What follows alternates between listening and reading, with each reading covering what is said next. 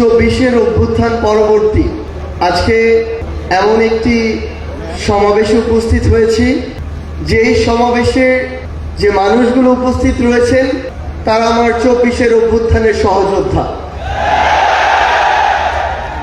আমরা এই 24-এর অভ্যুত্থানের শুরু থেকেই, যখন এমন অনেকেই রয়েছে, অনেক ব্যক্তি, অনেক গোষ্ঠী, যাদের সাথে আমরা বিভিন্ন প্রয়োজনে যোগাযোগ করতে চেয়েও বা করেও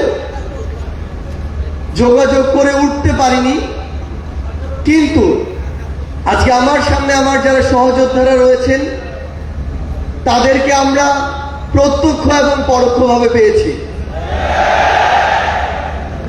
এই অভ্যুত্থানের রাজপথে থাকা, পরামর্শ দেওয়া,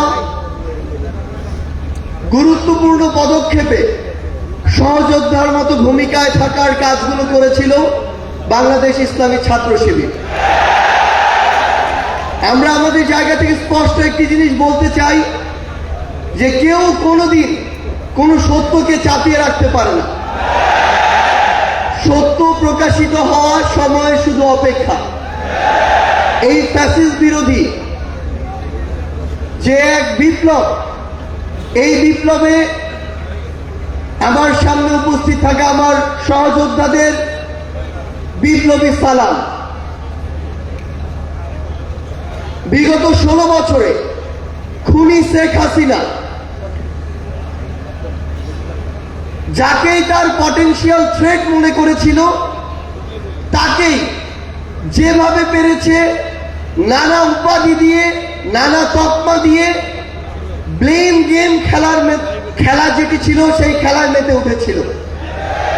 আমরা দেখেছি অনেক নিরপরাধ মানুষকে, অনেক নিরপরাধ আলেম ওলামাকে কিভাবে শুধুমাত্র তার পটেনশিয়াল থ্রেট মনে করার কারণে জেলখানা থেকে শুরু করে হামলা, মামলা, নির্যাতনের মাধ্যমে হত্যা করেছে। আমরা আমাদের জায়গা থেকে মনে করি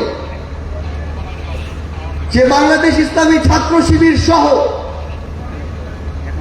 বাংলাদেশের এমন অনেক গুরুত্বপূর্ণ ব্যক্তি ছিল, সংগঠন ছিল, যাদেরকে এই খুনি শেখ হাসিনা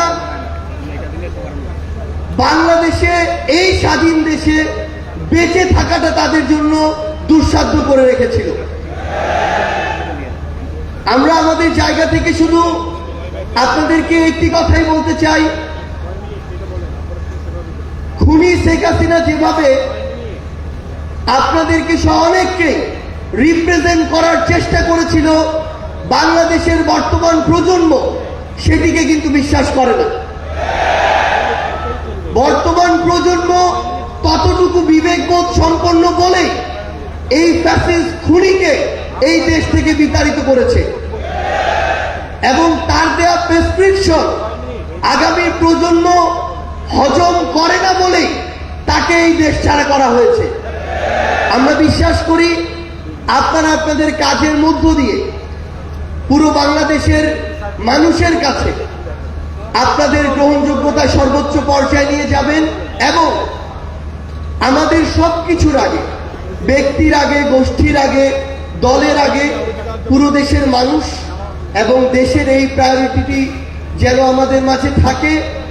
আমরা বিশ্বাস করি 24-এর অভ্যুত্থানে আমরা একসাথে হাতে হাত রেখে, কাঁধে কাঁধ মিলিয়ে, এমনকি পরিকল্পনার টেবিলে একসাথে বসে যেভাবে আমাদের কাজগুলো করেছি, আগামীর বাংলাদেশ গঠনে দেশের স্বার্থকে সবার আগে রেখে আমরা একইভাবে ঐক্যবদ্ধভাবে কাজ করে যাব।